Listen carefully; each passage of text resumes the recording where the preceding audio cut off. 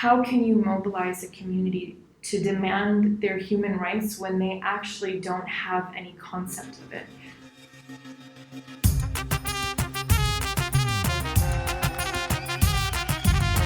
Hello everyone, my name is John and I am very excited to be the newest member of the Assyrian podcast. I represent the fine city of Chicago, Illinois, and of course the surrounding area, because what is an Assyrian podcast without the great city of Chicago and all of the great Assyrians that live in the Chicagoland area, and of course everywhere else, but I'm a little protective of my hometown. And you're listening to episode 23 of the Assyrian podcast. So happy to have done this one.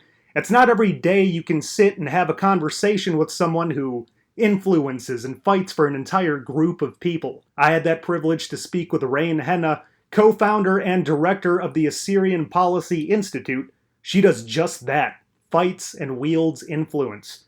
In this episode, Reine discusses her influence and motivation to be a powerful voice, along with talking about her trips to the homeland, which brought about a very important piece of writing. Thank you to every single listener for your support. Whether you've been listening to the Assyrian podcast since day one or just began listening, find us and follow us on social media. You can help us by spreading the word and telling your friends to visit us on our website, AssyrianPodcast.com, where they can follow the links to subscribe using an iPhone or any Android device. We're also excited to announce that you can now find all of our episodes streaming on Spotify. Most importantly, subscribe and review the podcast. That helps us get featured. We greatly appreciate you being part of our global family of Assyrian podcast listeners. Finally, a huge thank you to our sponsor, John Oshana from HomeSmart. Whether you are thinking about purchasing or selling your home either in Arizona or California, contact John Oshana, real estate professional, at 209-968-9519, on Facebook at John Oshana Realtor, or at john.oshana on Instagram. Without further ado, here is episode 23 with Reine Hanna.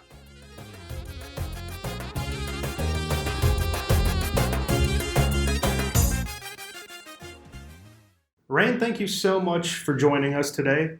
First things first, one of the things that I'm mostly curious about above all else, before we get into Assyrianism, before we get into what you do, what your background is, how did you get your name? That is a question I get a lot.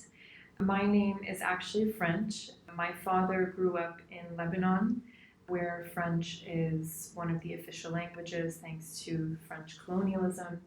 And so my father had a younger sister whose name was Reine, who he was very close with, but sadly she passed away when she was about 9 years old due to leukemia. And so when I was named in her honor. And it was either Reine or Laura. So even though growing up I sort of wished I had a quote-unquote normal name, I have come to appreciate my name and its significance to my family. You're definitely a Reine. To me, Laura is not something I envision you as at all. I think most people would agree. That's a touching story. I mean, I was named, for example, after my grandfather. Do you ever get your dad or anybody else in your family who say you are just like your aunt, even though she passed away at such a young age? Some people do talk about a resemblance, but my father is a very private person, and the only thing that he's really shared about her is how much he loved her and how much her loss impacted him. One of the things that you are known for within the community is that you co-authored a human rights report entitled Erasing Assyrians, and that's based on your trip to Iraq in 2016 going into 2017. Just tell us all about that.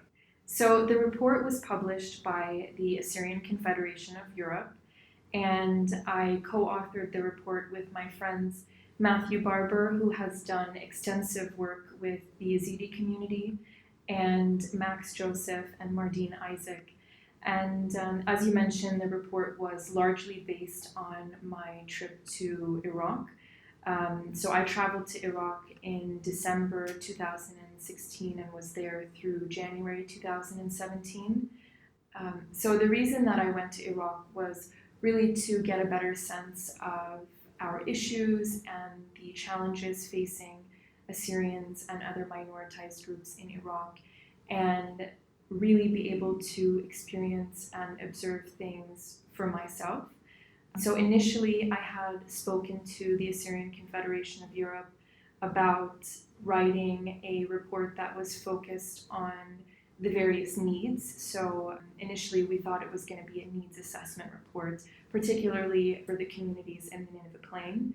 But as I met with different people across both the territory that's under the Kurdistan Regional Government as well as the liberated areas of the Nineveh Plain, I realized that there was a much bigger story to tell. And so I had somewhat of an understanding of the issues facing our people in Iraq prior to arriving there. So had you been to Iraq before No, this this was trip? my first That was your time. first time, Yeah, okay. it was my first time. And it was really eye-opening because I think as Assyrians who have had the privilege of growing up in a country that is democratic and you can speak freely about the government. Exactly. Yeah. And a government that adheres to the rule of law, we have a different perspective. And so I tell this story all the time, so my friends that are listening are probably going to roll their eyes, but there was a really defining moment of my trip when I was in a town called Peshkabur, which is in the north, so it's under Kurdistan Regional Government jurisdiction. And I met with the family there and asked them to essentially walk me through their daily life. And so it was a husband, a wife, and their 2 children who were teenagers, and the husband's sister. And in our conversation, she walked me through her day-to-day, and I won't, go over all of the details, but she told me that they barely get electricity, which means that the winters are really cold and the summers are very hot. She said that that the lack of electricity also causes other problems, like, for instance, the inability to preserve food. She turned on, I still distinctly remember this, she turned on the water faucet and out came water that was brown in color. And she said to me, we can't use this water, we can't drink it. But she said, we wash our clothes in this and we sometimes use this to cook. And then she took me to her bathroom and turned on the faucet there, again, the same color of water. And she said to me, it's humiliating to have to shower in this water. And so every aspect of their life was a challenge. And when I asked them very simply, very plainly, I said, do you blame the government? Of course, these are all public services. She responded to me, no. And in Assyrian, she said, they're not bothering us. So it became so clear to me in that moment where me as an outsider, I can easily, observe things, point to them and know the root causes. For somebody that's living in that situation, they have oftentimes, and of course this isn't true of all, but I observed that many Assyrians have deeply internalized this idea that they're second-class citizens and for the most part have accepted that reality. And so it became a struggle for me internally, now that I have this new perspective on our struggle, to think, how can we possibly mobilize a community to advocate for their rights or fight for their rights in whatever form that might look like, whether it's a protest or voting. How can you mobilize a community to demand their human rights when they actually don't have any concept of it?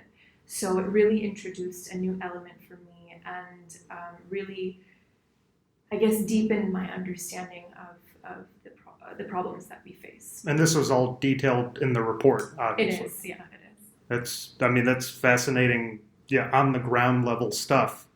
So this was actually a year or two before you co-founded the Assyrian Policy Institute. Correct. The co-founders, Dr. John Michael and John Coriel.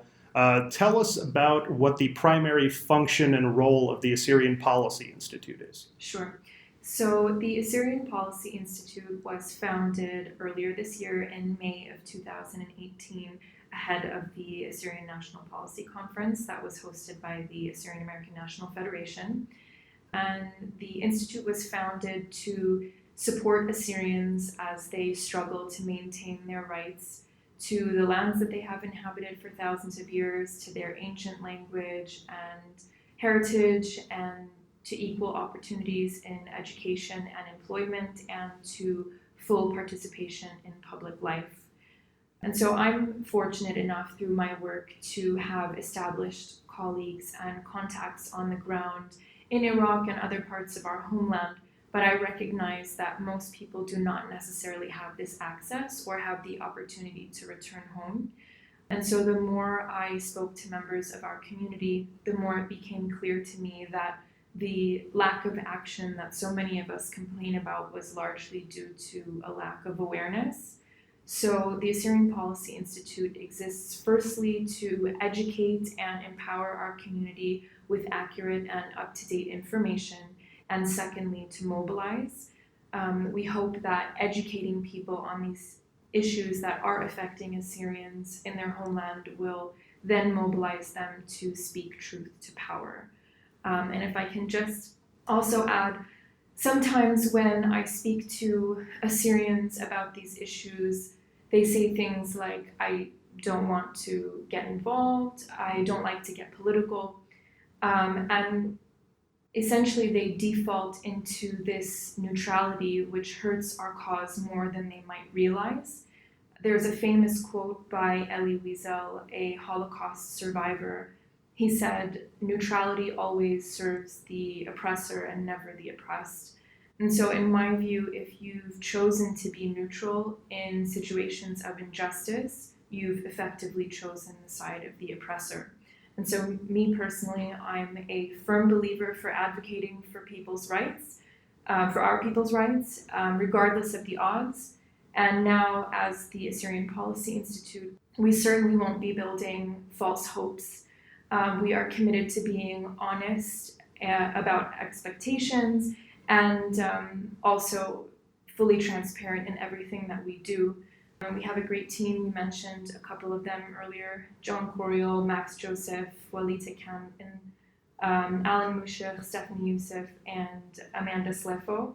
And of course, we work in coordination with other organizations as well, like the Assyrian American National Federation, the Assyrian Confederation of Europe, and the Center for Canadian-Assyrian Relations, among others. So you saw two different sort of voids where you saw that there was an issue with people didn't know what was going on, and then there were the people who either did know what was going on or didn't want to know what was going on and claim ignorance because it was just too much for them to deal with or whatever various reason they had. So Assyrian Policy Institute kind of is hoping to plug those holes and educate people. So what is one of the methods for getting the message out there and educating more Assyrians as to what is going on in the homeland and even at home? Sure. Or I should say at home in Canada, the United States, and wherever else Assyrians may reside. Sure. So if you visit our website, AssyrianPolicy.org, we do have a tab that's called Issues. And if you click on it, you'll see that it's broken down by country. And then you can select a country, for instance, Syria. And if you click on, the tab that says Syria, you'll get a list of the issues that are of, real or significant importance there. So there's a short summary, and then you'll also see our recommendations for solutions. Reine, you went from being a English lit major who wanted to teach children to now that you're a political advocate, just an advocate for an entire race of people, an entire ethnic background of people. Take us kind of back a little bit, a few years. You're in college, you're an English lit major, you wanted to teach. What kind of made a separate light bulb, so to speak, go off and cause you to sort of change course onto something completely different? That's a great question. So as you mentioned, I was committed to a career in education. I was, in college pursuing a degree in secondary education, as you mentioned, English literature.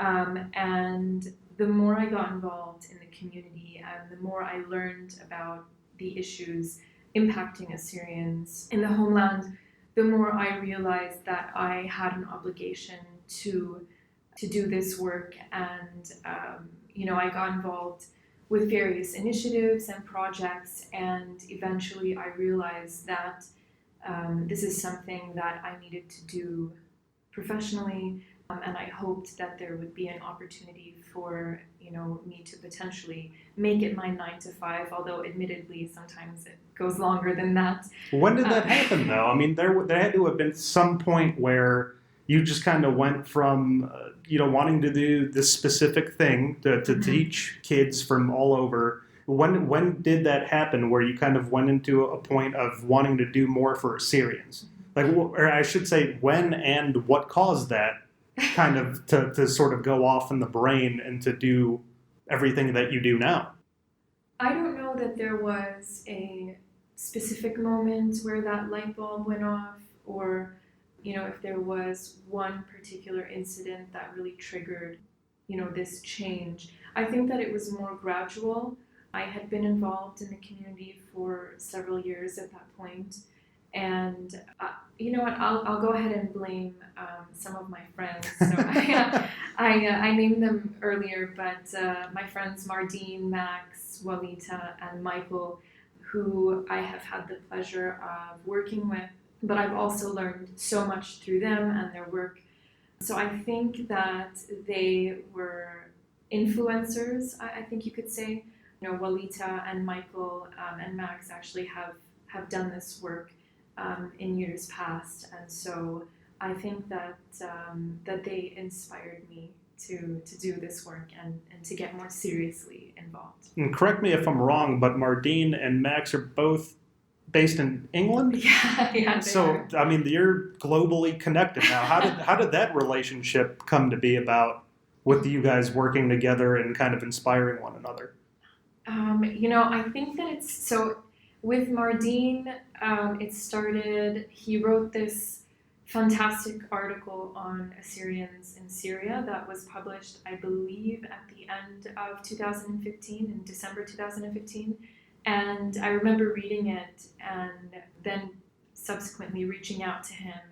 And, it just, I guess that's what started it. So I had, that initial conversation with him. I had so many questions. And then through, Mardine, I met Max, and then through them I connected with Walita, who's actually here, and I guess. Did your family members ever kind of notice you branching out and becoming, even more Assyrian than you were previously? Yeah, they've definitely noticed, and at first I don't think that they realized how important it was to me or how important it had become.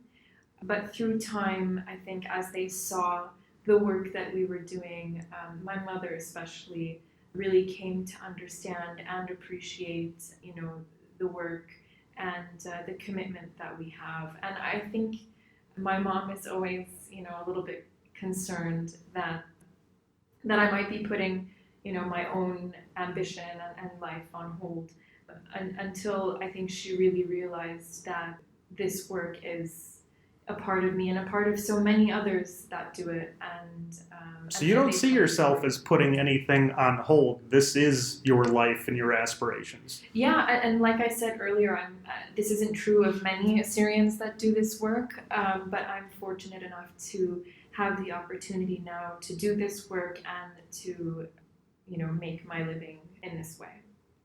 Did you ever think at any point where you would have a 9 to 5 job that's centered around all of this? Doesn't it do you ever sit back and think to yourself, wow, I could be sitting in an office cubicle looking at spreadsheets all day, but instead I'm doing all of this, and I can only imagine how different it would be if I just kind of lived this different life. Yeah, I mean, I don't think I ever thought I would end up in an office looking at spreadsheets. My vision was always a classroom, and I'll be honest, there are some days, especially now when I see my friends who are teachers, they'll be posting about how they're decorating their classrooms and preparing for the upcoming school year, and there is, a slight what if there, but I'm completely happy doing the work that I'm doing, and I think that this is part of me following my calling.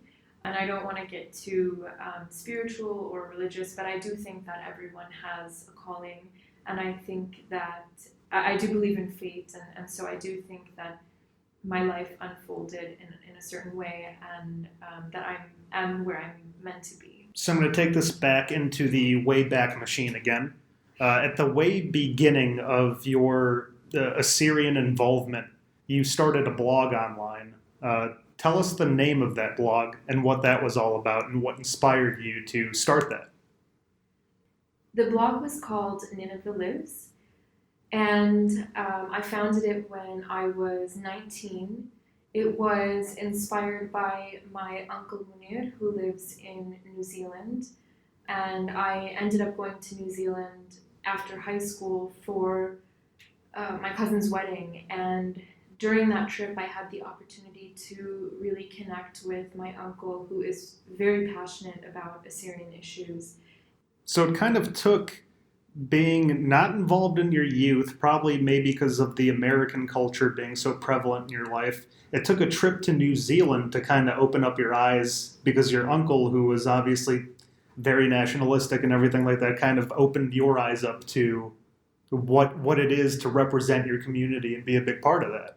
Definitely. So I owe a lot of that to him. So when I returned from that trip, I was inspired to get involved somehow, and I realized that the first thing that I needed to do was to learn more.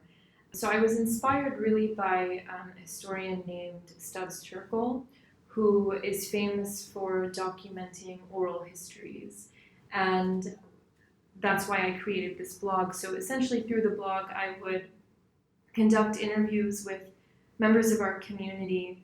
Just any members in general? It could be your next door neighbor if they were Assyrian? Okay, exactly. Very cool. And so I would conduct interviews with them and just document their story. And my goal was essentially to piece together a mosaic of who the Assyrian people are through these individual stories. Admittedly, the blog was short-lived, but I ran it for a year and a half. And through the blog, I was able to make so many connections with different people, like, for instance, Autorina Zumaya, who reached out to me through my blog, and that's how we connected. And she had just founded Assyrian Kitchen, so she was one of my first interviews. And also, Sargun Sadi, I met him through, the blog. So it really did forge these links with members of our community that ultimately ended up sucking me in deeper into the Assyrian community here. What's been the work that you are most proud of? That's a difficult one. I'd like to say that I hope that the answer to this question in the future will be something, of different. Course. Always evolving. Yeah. But as of now, I would have to say Erasing Assyrians, the report that we published last year. And I say that, one, because of the exposure that the report got. It was cited, for instance, in Foreign Policy magazine. A White House official referenced it in a U.S. Senate hearing. And so that was, of course, incredible, and that wasn't what we were expecting, when we were writing the report. But I think I'm more proud of it because of the amount of work that went into writing it. I mean, it's 115 pages long, but more because that report was really a learning experience for me. A lot of the issues I was familiar with, but in order to write about them and publish about them, obviously it required much more research, and so it was a challenge. And something I don't think I mentioned earlier, when I returned from Iraq, I shared my notes with our team, and Martine and Max at the time, and we drafted a report that was about 20 pages long. It was far less ambitious, and it was strictly based on what I had seen. And so we tabled it for a while, and the situation was rapidly changing as the Kurdistan Regional Government announced the referendum to take place later that year. And I think this is true of a lot of people who visit our homeland for the first time. When I came back, I was very, I don't know how to say, like it was very difficult for me to put what I had seen and witnessed out of my mind. And it affected everything, that I did for months. It became very difficult for me to, readapt to my day-to-day life. And it just didn't seem fair that, that I got to live, this comfortable life in Skokie, Illinois, and there were people just like me living a very different life and one that was much more complicated and much more challenging. And so writing this report was actually a way of working through some of that sadness. It was cathartic. Pain. Yeah. And so looking back on it, it really is something that I'm proud of. And I'm so proud to have worked, with Matthew and Mardine and Max.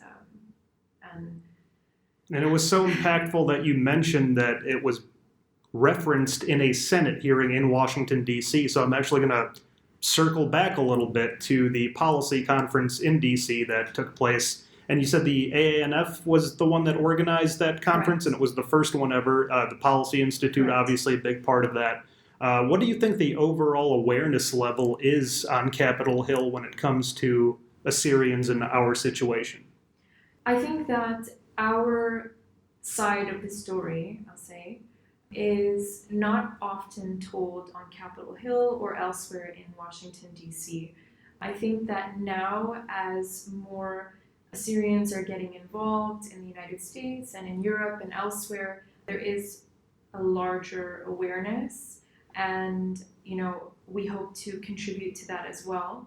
But for the most part, I think that the issues that are impacting Assyrians are largely unreported and unknown in Washington D.C. circles. But I think that the conference that was spearheaded by the AANF was a step towards changing that. It was the first time that such a gathering for Assyrians and by Assyrians took place in Washington D.C. And that really was Martin Umaran's vision. So Martin is the president of the Federation. And when we first discussed planning this conference, his goal was, or he was moved by the lack of awareness, and after recognizing that so often when there are other conferences or panels held on issues impacting Assyrians and other minorities, that we were left out of the conversation, that our perspective was never on that panel. And so Martin was really committed to creating the space where our voices could be elevated and where our voices would be heard. And I think that, if you talk to anybody that was there, they'll tell you about how special it was. And it's not really due to anything other than the people that attended. I don't know if you have seen photos or video, but the overwhelming majority of people that went to that conference were young Assyrians. And that was so refreshing to see. Of course, the speakers were excellent. The program was fantastic. But had it been a room full of, Assyrians that are 50 and older, it probably wouldn't have had the same effect. So it really, I think things are changing within our community, and hopefully that will have an effect. Whether it's on Capitol Hill or any of the various Assyrian organizations within Chicagoland or just kind of anywhere in general, you're often in spaces, professionally and personally, where you're the only woman in the room. Well, what's that like? If I'm going to be completely honest, it has been tough. I have had these conversations with other Assyrian women who are involved in the community as well. And it does seem that sometimes we do have to work twice as hard to, earn the respect of some of the men in our community. But I am so fortunate to be surrounded by male and female colleagues that are really beyond that. And so I think when I was first getting involved, I struggled with that a bit, but now the people that I have chosen to work with, there are no. Would you say generation to generation that's improved at all, or is there still a lot of checking that we need to do in educating people on gender equality in spaces such as these? I think that there has been a significant change in our community, and I think if you look at the newer generations of Assyrians, you'll see that, at least in my view, and I think a lot of people would agree with me, that the Assyrian females are really stepping up, and I think that was even clear at the conference, for instance, in Washington D.C. I would say, I don't have the exact numbers, but I would say over 65% of the attendees were female. And I think that speaks volumes. And so I do see a change. It's very positive, and you see women stepping into leadership roles. For instance, Atiya Gamri in the Assyrian Confederation of Europe, and Untashinu, who is now the president of the Center for Canadian Assyrian Relations. And so I do think that there is a change, and I think it's certainly a positive one. So. You do all of this work round the clock, seemingly, for the Assyrian nation, traveling, writing, cataloging your experiences. Reine, what do you like to do for fun here and there once in a while? There's got to be a little bit of fun in your day-to-day activities. Yeah, so that's a good question. I like to read a lot. What do you like to read? I do. So I like to read science fiction. I like to read historical fiction. So it depends. I also. Well, what are some of your favorite science fiction and historical fiction stories? I'm gonna have to say the Harry Potter series. Yes, same. There's no shame in that. Harry Potter is excellent. Yeah. So I'm a huge Harry Potter fan. I also love, Game of Thrones and Lord of the Rings, and of course I am a person that reads the books first and watches the movie, or in some cases the show after. So you have read all the Harry Potter books and all the Game of Thrones books as well? Yeah, wow. Yeah. That's a lot of commitment. I don't know how anybody can read all of that, meanwhile maintaining your schedule with everything as well, so that's major props. I used to have a strict schedule where I forced myself to read at least 30 minutes every night before bed. But that was before Netflix got big, so I've sort of swapped that for Netflix. But I'm trying to force myself to get back into it. So right now I am currently rereading Reforging a Forgotten History by Sargon Donabed. So that is Assyrian related, but it's a great book, and I recommend it to anyone that has an interest in Assyrian history, or modern Assyrian history in Iraq. Do you ever feel like, from the fictional sense of the sci-fi that you read in the historical fiction, that sort of builds up sort of creativity and empathy that you learn from reading fictional works? And does that apply at all to anything that you do with the Assyrian Policy Institute and with your travels, or mentioning that you wanted to teach kids? Do you think that applies to any of that at all? I'd like to think so. Obviously, there are a lot of good lessons embedded in the Harry Potter series that I hope I apply to my life in general, not just my work. So, any hidden talents, hobbies that we need to know about? Any hidden talents? Okay, I can't cook. But that's fixed. I can't cook either, but I plan on learning. I don't know when, but I plan on it. I don't know that I have any hidden talents. I used to play volleyball. That's something. When did you play volleyball? So I played throughout junior high, high school, and then I played in the Assyrian Volleyball League, there you go, run by the Assyrian Athletic Club, which was a lot of fun. So in your travels and everything like that, obviously you see children in Iraq and everything like that. Do you ever tell them about Harry Potter and playing volleyball and kind of like opening their minds up to stuff that maybe they don't think about on a day-to-day basis with all the stress that they deal with and everything that goes on in their life? I don't know that we've ever spoken about Harry Potter. Of course, I'd love to share Harry Potter with anyone. I don't think. Yeah, no, not really. Have you been in Chicagoland your entire life? I have. So I was born in Chicago, but I grew up in Skokie, and I've lived here my entire life. But now I am back and forth between Washington D.C. and Skokie. Okay. How often do you go back and forth? Pretty often now since the establishment of the Policy Institute. So for the remainder of the year, I'll probably be in D.C. more than Skokie. How would you describe the Assyrian community specifically within Chicago and the surrounding area? I think I would describe it as having a lot of potential. I think there are a lot of young Assyrians who are informed, who care, who want to get involved, but unfortunately don't have the opportunity to do so. And I think that there is a need for change in the Chicago Assyrian community, and I think most Assyrians would agree and would tell you the same thing. I think there are wonderful examples of positive change in our community happening across the country and worldwide. A wonderful example is the Assyrian American Association of Southern California. If you're not familiar with them, look them up on Facebook or on Instagram, and you'll get a sense of the work that they do. It's really remarkable. And what specifically do they do that could be applicable to Chicago as well? They constantly have events happening. They have various gatherings, whether it's social or educational, where they're bringing the community together, and I'd like to see more of that happening here in Chicago.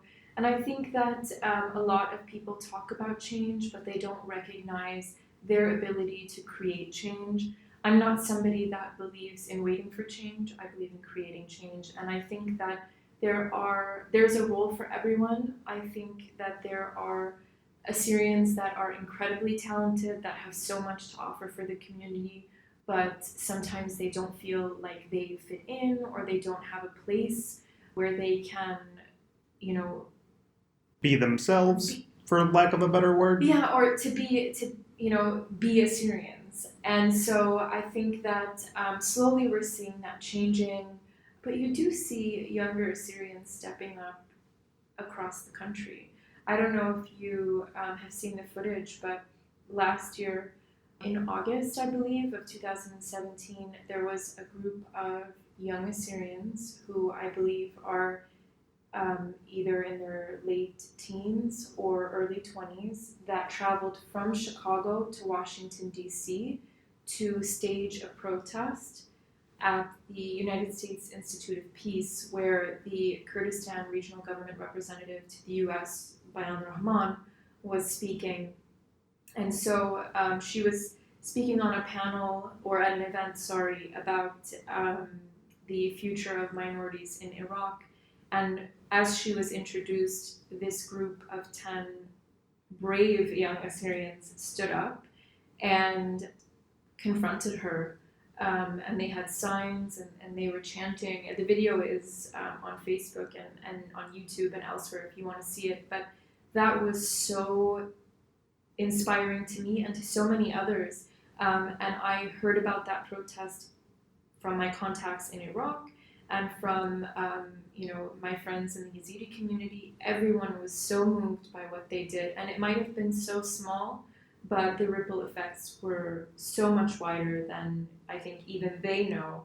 And I think that's really a good sign. I think the younger generation is stepping up, and I think that in the coming years we will see change, because this new generation of Assyrians